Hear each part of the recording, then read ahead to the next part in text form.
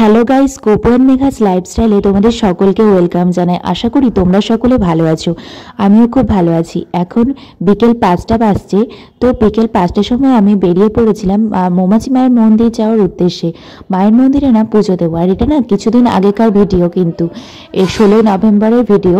তো আজকে তো হয়ে গেল তোমাদের 26শে নভেম্বর। তো এতটাই দেরিতে আমি ভিডিওটা পোস্ট করছি, কারণ না আমার ভয়েস ওভার দেওয়া ছিল না, আর একদম লাইভ ভয়েসও দিতে পারছিলাম না, কারণ এখানে আমাদের গান টান বাজছিল।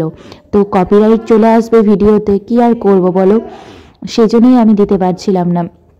তো যাই হোক, আর এত ঠান্ডা লেগেছিল, গলা ধরেছিল একবারে। কিছুদিন আগে একটা লং ভিডিও দিলাম, কিন্তু ওটা ভয়েস ওভারটা আগে থেকে করা ছিল, সেই জন্য অসুবিধা হয়নি। আর তো কোনো কিছু করা ছিল না, তো সেভাবে দিতে পারিনি। একটা মিনি ব্লগ দিয়েছিলাম, সেটাও কিছুদিন আগেই, কয়েকটা দিন আগেই। তো তারপরে পরেই না আমার এত ঠান্ডা লেগে গেছিলো যে গলা বসে যাচ্ছিল একবারে।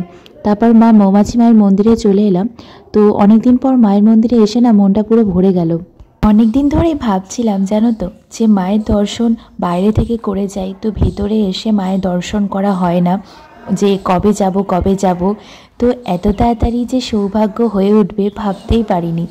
জন্মদিনটা চলে এলো, আর আমার জন্মদিনে না তো প্রত্যেক বছরই আমি মা মৌমাছি মায়ের মন্দিরেই পুজো দিতে আসি। প্রত্যেক বছর মামনিও আমার সাথে আসে, আর আগে মামামও দিয়ে দিত যখন এখানে থাকতো। তারপর দাদু কোনোবার দিয়ে দিয়েছে। তো এবছরে ভাবলাম আমি আর মামুনি যাব। আগের বছরও গেছিলাম দুজনে মিলে। তো মামুনি না শরীরটা খুব একটা ভালো ছিল না, সেজন্য মামুনি বলল যে আমি আর যেতে পারবো না, এবছর তুই দিয়ে আয়। তো এবছর আমরা দুজনে মিলেই দিয়ে এসেছি। তো যাই হোক, আমরা দুজনে বেরোলাম। তো মেলা যখন বসেছে আর জন্মদিন বলে কথা, তো আমি যা বলবো সেটাই তো হবে বলো। আর মেলা বলে কথা, মেলা আমি যাব না এটা তো হতেই পারে না। তোমরা সকলেই জানো মেলা আমি ভীষণ ভালোবাসি। ছোট থেকেই জানো তো, বাড়িতে বলতো তুই মেলার পোকা। আর আমাকে জানো তো অনেক সময় না মেলা বসলে বাবাই বলতেই চাইতো না। অনেক সময় শুনে আসতো বাবাই বাইরে থেকে যে মেলা বসছে, মামুনি বারণ করে দিত, বলতো একদম বলবে না, কারণ মেলা যদি ও শুনতে পায় যে বসেছে তাহলে ও যাওয়ার জন্য বায়না করবে। সেই জন্য বলতে চাইতো না, কিন্তু আমি ঠিক খবর পেয়ে যেতাম এই বন্ধুদের কাছে বা কারোর কাছে। আর মেলা মামুনি তো অত নিয়ে যেতে চাইতো না। আর আমার মেলার সঙ্গী ছিল আমার দাদু কিন্তু প্রত্যেকটা মেলাতেই আমাকে নিয়ে যেত। আর নিয়ে গিয়ে দাদুর সেই একটাই কথা, সবই তো তোর আছে, আবার কি কিনবি। কি যে লজ্জা লাগতো আমার, তবুও দাদু আমাকে প্রত্যেকটা মেলাতে নিয়ে যেত। এটাই অনেক ভালো ছিল, বেশ আনন্দ করে দিনগুলো কাটতো। তো এখন তো দাদুরা এখানে সিউড়িতে থাকে না, এখন ওরা কলকাতা চলে গেছে। মন খারাপও করে মাঝে মাঝে মেলা এলে, যে দাদু এখন আর আসতে পারে না। তো যাই হোক, কিছু তো করার নেই, যা হয়েছে সবটাই আমাদের মানতেই হবে। সবটাই ভগবানের ইচ্ছা, ওনারা যাই যেরকম চান সেরকমই হবে। তো এত অভিজ্ঞ কথা বললে কীরকম তোমাদের ভিডিওটা যখন দেখবে মনে করবে যে কি বোরিং টাইপের ভিডিও। তো যাই হোক, এবার বোরিং কথা ছেড়ে একটু মজার কথায় আসি। তো যাই হোক, ভেতরে দেখো কালেকশন। তো ফার্স্ট দোকানে ঢুকেই কালেকশনগুলো দেখো হেয়ার ক্লিপের। তো আমি জিজ্ঞাসা করলাম, তো বলল যে এগুলো এক দাম নয়, নানা রকম দাম আছে। তো আমি বললাম ঠিক আছে। তো এখান থেকে কিছু ইয়াররিংস, হেয়ার ক্লিপ, অনেক কিছুই কিনেছি। তো যেগুলো কিনেছি সেগুলো তোমাদেরকে নেক্সট ভিডিওতে শেয়ার করব, অবশ্যই শেয়ার করব। তো এখন তো একটা ভিডিওর মধ্যে তোমাদের যদি এগুলো শেয়ার করতে যাই, তাহলে ভিডিওটাও অনেক বড় হয়ে যাবে, তোমাদের দেখার আর ইন্টারেস্টও থাকবে না। তো এই হেয়ার ক্লিপটা আমি হাতে তুলে বলেও দিচ্ছি, এই ক্লিপটা কিন্তু আমি কিনে নিয়েছি। এই ক্লিপটা আমার ভীষণ পছন্দ হয়েছে।